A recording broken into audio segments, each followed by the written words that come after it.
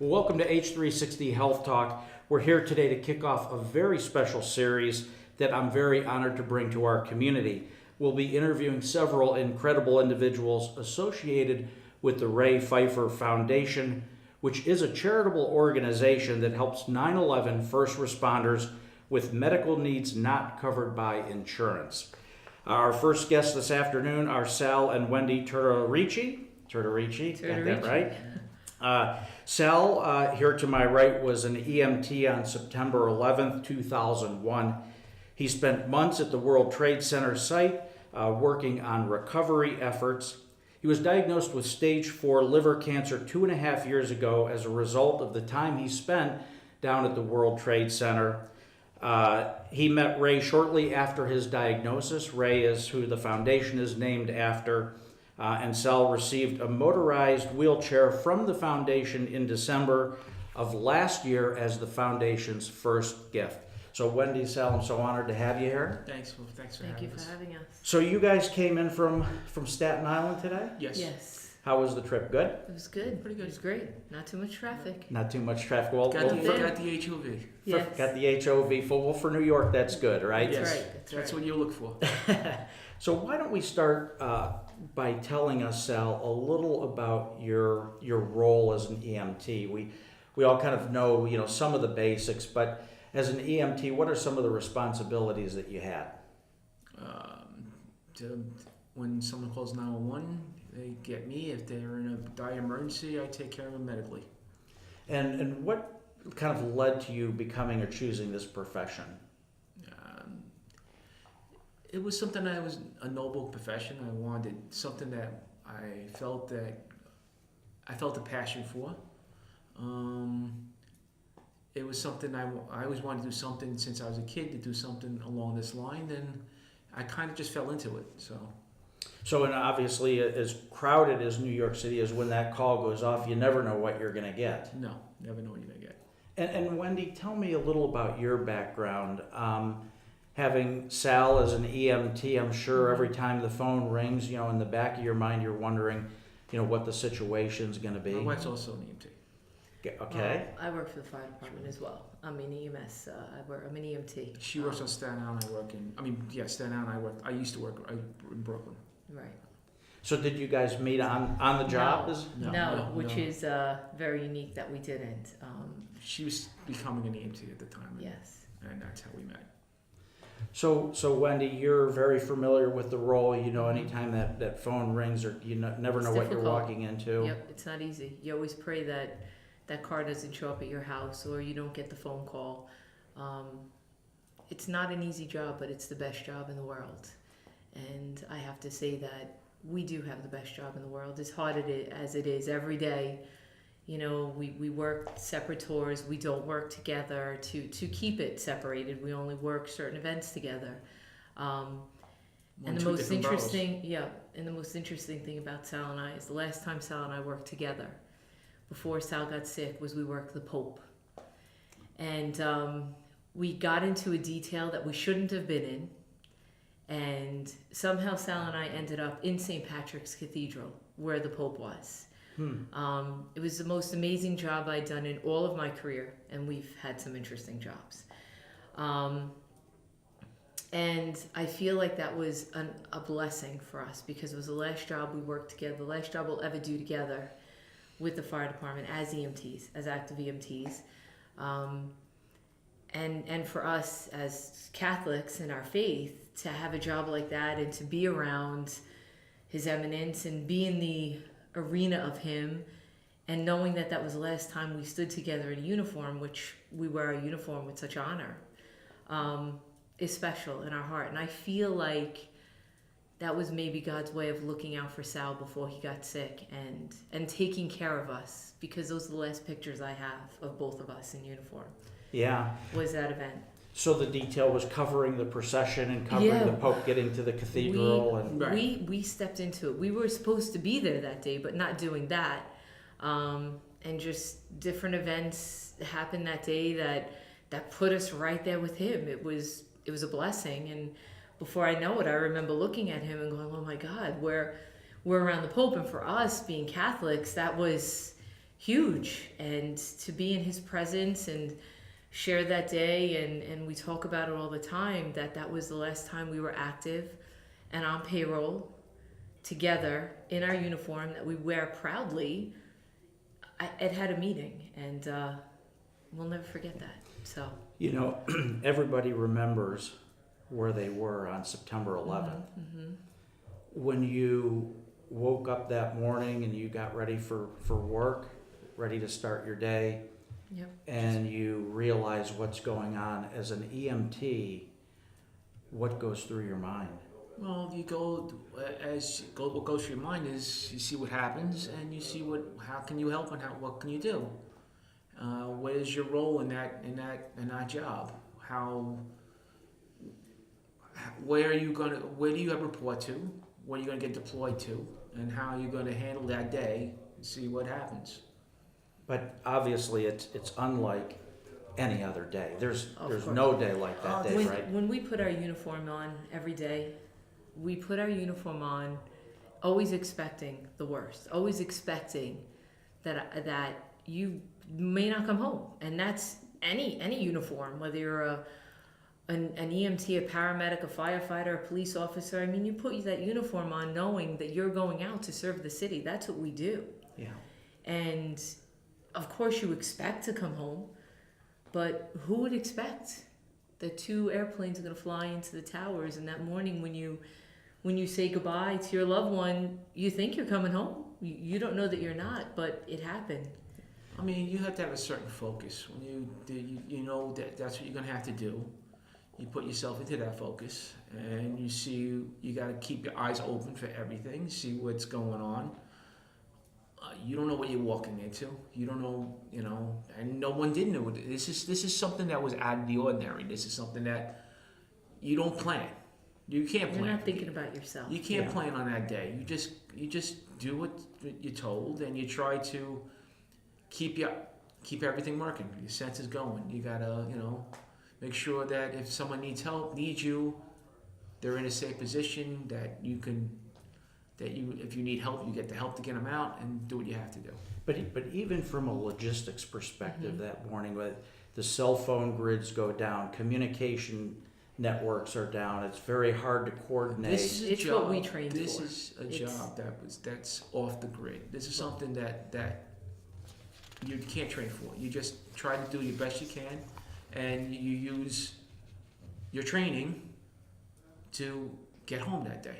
That's it. And make sure everybody comes home. And with make you. sure your partners come home with you, Right. and make sure that everybody that you came with goes home. So the events happen, Right. total chaos for Mhm. days. For and months. For months. Months. And then the recovery effort has to begin, Correct. Right. right? We have Well, to, at first it's rescue. yeah, Because Rescue, you then get to a recovery. job like that, and you're there on a mission. You just know that your brothers are in there, your sisters are in there, your friends, your family. I gotta find them. I gotta bring them home. So that's your focus. Your focus is, what do you need me to do? No one's thinking about themselves. Everybody's thinking about the person next to them. That's all they're thinking about. And you just work. You don't think about being hungry. You don't think about being thirsty. You don't think about being tired. You don't think about being hurt. You don't think about being sick. You just work. And you work yourself until you can't do it. And then you rest for a short period of time and you do it again. Sal tells me stories.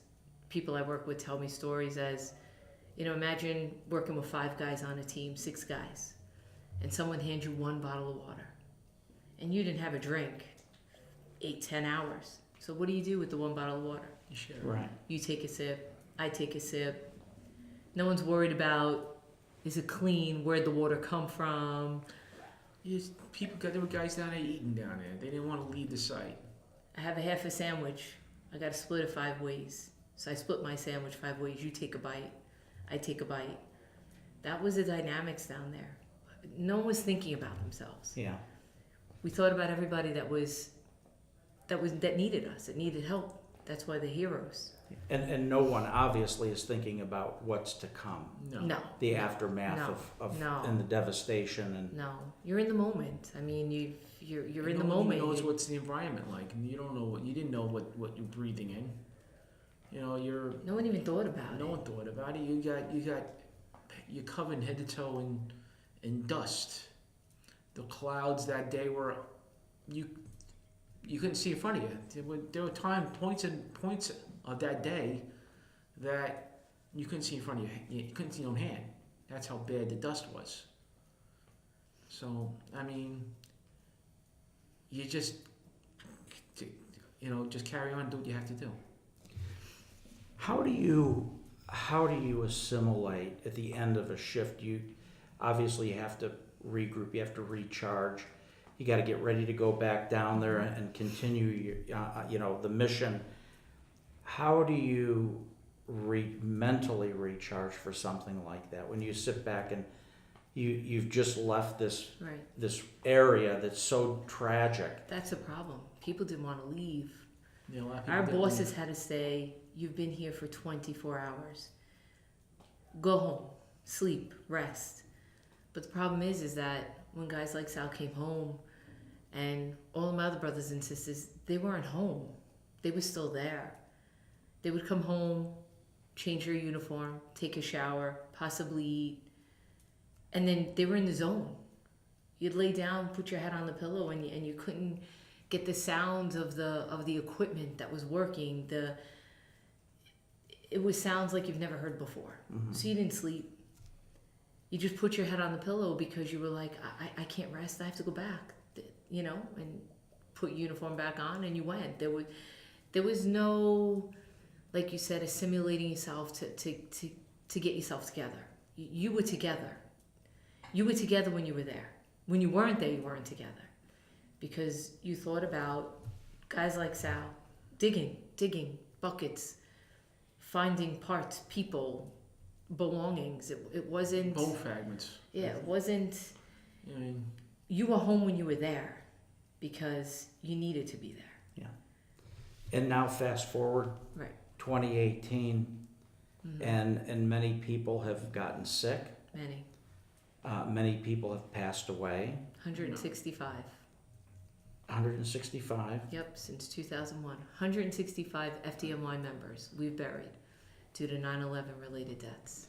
And what kind of support do we have for these heroes? What kind of medical support, emotional support, post-traumatic stress disorder support, basic living functions? Mhm.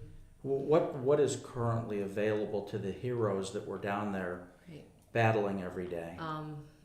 Unfortunately, not much, and unfortunately, not enough.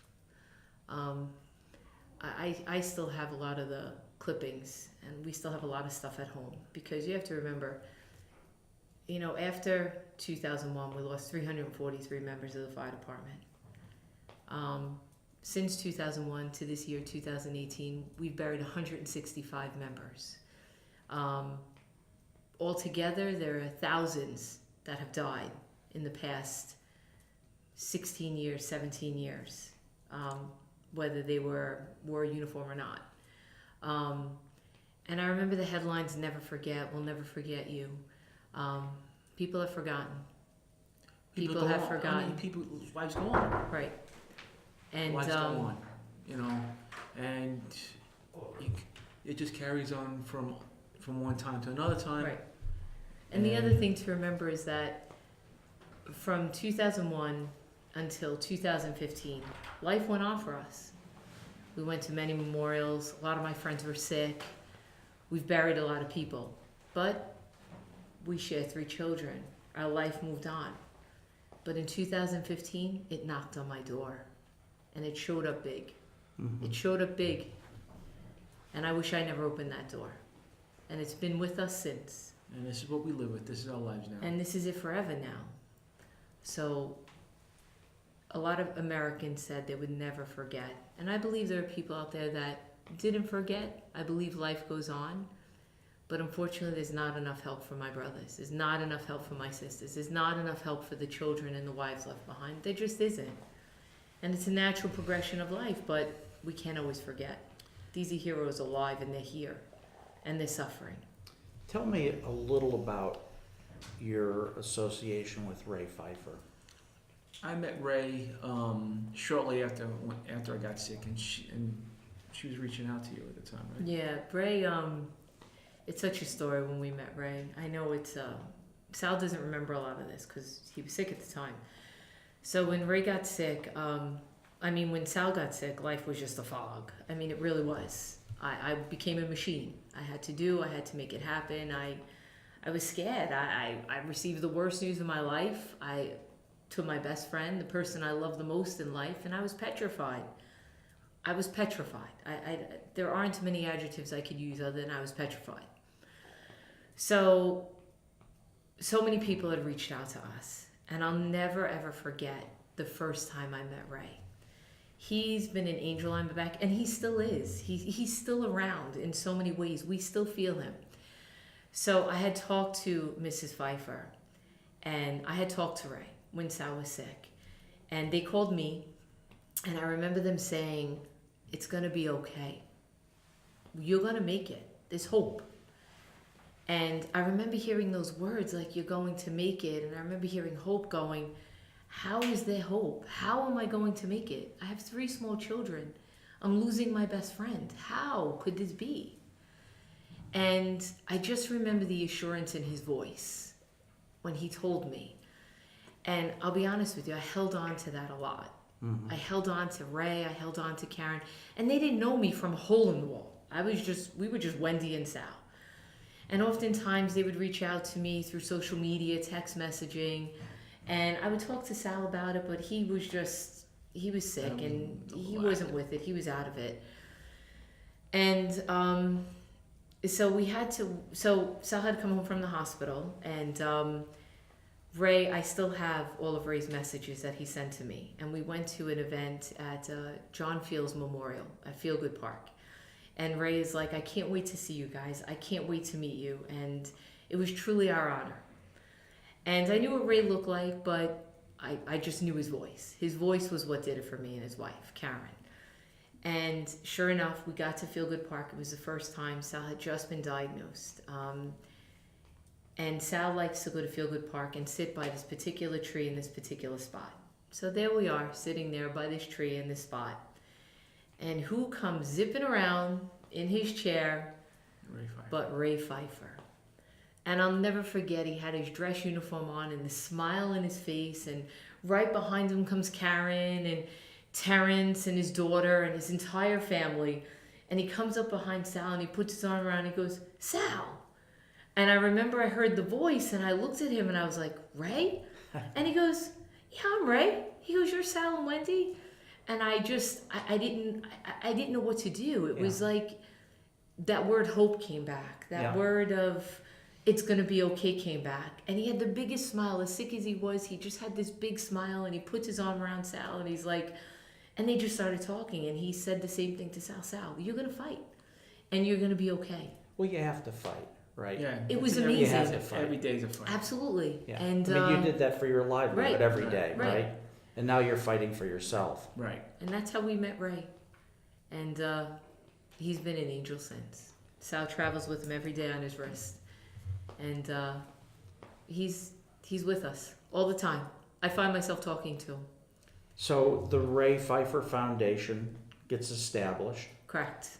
They're raising money for an unbelievable cause to help cover the medical expense for the heroes of 9/11. Yes. And you had the honor of receiving the very first gift, which was what? Well, the scooter over there. My scooter. My scooter. That's actually a whole story. So life before the scooter was like what? I mean, it was difficult. Walking around in a wheelchair, my wife pushing me around. Not going places because I didn't feel up to going, and I didn't want to go into, have her push me around things. So I just. And we have small kids, so oftentimes I would be chasing the kids and tending to him, and it was just very difficult. So we would forego going to a lot of places because he would say, it's just too much. It's too much to manage the children, and he didn't want me to worry about him. So now we have a freedom where he just gets in his scooter and we go. We've done things we didn't do with the kids before this first year that we never took the kids to do because of that scooter. So Wendy, you said there is a story behind the scooter? There is. So remember I told you we met Ray by the tree in Feel Good Park. Yeah. And Sal was in a wheelchair that was given to us by the department. And he said to Sal, "Where'd you get that chair?" And Sal was like, "Oh, I'm okay, Ray. You know, I use it when I go for my treatment, when I don't feel well." He's like, "No, Sal. You're going to need a chair like mine." So he had said, no, Ray, I'm okay. I'll use this one. And he calls Karen over. He goes, "Karen, we got to get Sal a chair just like mine." So, of course, we start talking and, he's like, "I'm going to get that for you. I'm going to get you that chair." So conversation goes on. And every time we saw Ray thereafter, whether it was at Feel Good Park or the memorial or some sort of event, he would always say to Sal, "You're still in that chair?" And Sal would say, "Ray, it's okay. I'm fine in the chair. I'm comfortable." Yeah, I didn't want to put anybody out. I didn't want, everybody. I feel like people were helping me as it was. I didn't need anybody to do anything. I'm a first responder. We don't ask for help. So, and unless people say, "Take the chair," Right, like he did. And he did, right? And he did. Yeah. So now, so he would always haunt us. "You're going to get the chair." The last time we saw Ray was our last conversation was about the scooter. It was at the Trade Center Memorial, and he was very sick that day. He had a stomach virus. And he comes over and he says, "Sal, if anything happens before I go, the last thing I'm going to do before I leave is I'm getting you a chair like mine." And we were like, "All right, Ray, okay, but you don't have to." And he says, "Why can't you get one?" And we were like, we couldn't get it. We couldn't afford to buy it at the time. Insurance wasn't covering it. It was just difficult to get. And we were managing with the wheelchair. I mean, and he's a proud man, and it's just not somewhere he wanted to go. So now, that was the last time we saw Ray, before he passed away. It was the last time. Now we go to when Ray passed away. And a bunch of my brothers were with me, and they saw that I had my children, and I had Sal.